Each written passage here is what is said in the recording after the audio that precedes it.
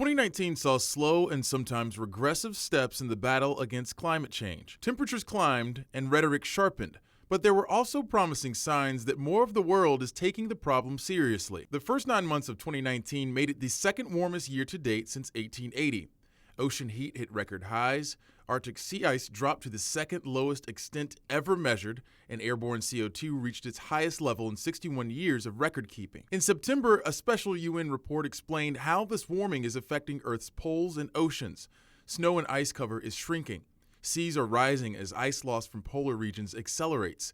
And the hotter, higher oceans increasingly threaten ecosystems, food chains, and cities. On November 4th, the U.S. began its formal departure from the Paris Agreement, making it the only country to back away from the pact. The UN's COP25 climate conference in December was also widely considered a disappointment. National stakeholders weren't able to settle on many significant commitments to cut emissions. In short, as some observers put it, 2019 showed a climate crisis in the making.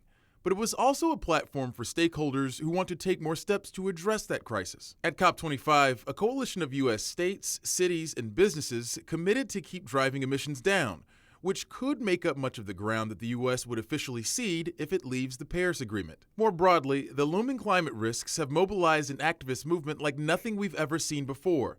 Single voices like Greta Thunberg's drove huge conversations. 2019 saw the most popular global climate strikes in history, said to be 7 million strong. In the U.S., presidential candidates dedicated far more time to the question of climate than ever. Now, the trick is to act on that awareness. As climate experts are fond of reminding us, ambitious measures will reduce climate risks for all of us going forward.